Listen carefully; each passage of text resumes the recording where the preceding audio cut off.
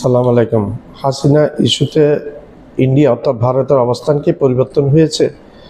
একটু কেমন জানি সব অবস্থা মিলালে মনে হচ্ছে ভারতের অবস্থান বাংলাদেশের প্রতি পরিবর্তন হয়েছে, এরকম আভাসই মিলছে কূটনৈতিক বিশ্লেষণে। বাংলাদেশকে হাসিনা ফেরত চাওয়া নিয়ে দিল্লি কোনো রকম মুখ না খুললেও হাসিনাকে ভারতে থাকতে অনুমতি দিয়েছিল দিল্লি, এবং দিল্লিও আওয়ামী লীগের পলাতক নেতাদের আর হাসিনার সাথে দেখা করার সুযোগ দিচ্ছে না ভারত সরকার। হাসিনার রাজনৈতিক ভবিষ্যৎ নিয়ে দিল্লিতে আয়োজিত সংবাদ সম্মেলন আওয়ামী লীগের এবং গোপালগঞ্জ হত্যাকাণ্ডের ব্যাপারেও সেনাবাহিনীর বিরুদ্ধে সংবাদ সম্মেলন করতে দেয় না শেষ মুহূর্তে নরেন্দ্র মোদী হস্তক্ষেপ করেছে বলে শোনা যায়।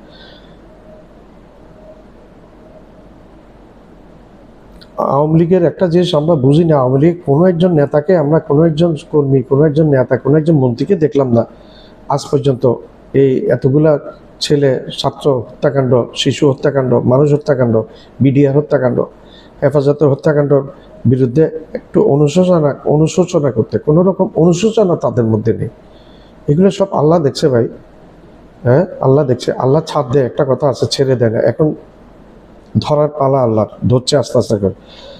আল্লাহর বিচার শুরু হয়ে গেছে। সীমান্ত হত্যা, ভিসা রেস্ট্রিকশন সব হচ্ছে বাংলাদেশকে একটি চাপের মধ্যে রাখার ভারতীয় পুরানো কৌশল। বিগত 15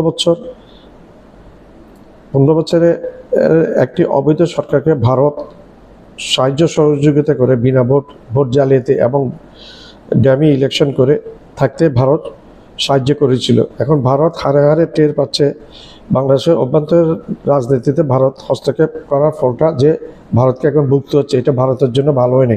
এখন ভারত হারে হারে টের পেতে শুরু করেছে, দেরিতে টের পাচ্ছে। বাংলাদেশের মানুষ আজ চরম ভারত বিরোধী এবং ভারতকে পছন্দ করে না। ভারত এবং ভারতীয়দেরকে পছন্দ করে না বাংলাদেশের মানুষ। মোদিকেও পছন্দ করে না বাংলাদেশের মানুষ।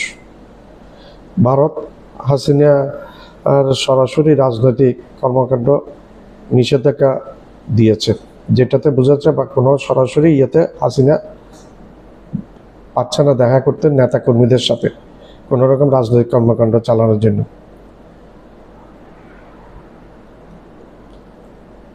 হাসান মাহমুদ তিন সপ্তাহ দিল্লিতে অপেক্ষা করেও হাসিনার সাথে দেখা করতে পারে নাই।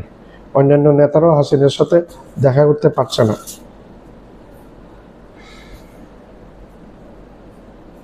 ভারত এখন খুঁজছে আওয়ামী লীগের বিকল্প, এটাই মনে হচ্ছে এখন। সেই জন্য ভারত হাসিনার পরিবর্তে, আওয়ামী লীগের পরিবর্তে বাংলাদেশ সরকারের সাথে সম্পর্ক স্বাভাবিক করার চেষ্টা করছে। কিন্তু করলে কী হবে, বাংলাদেশের মানুষ কিন্তু ভারতকে চিনে, ভারতকে ভুলবে না।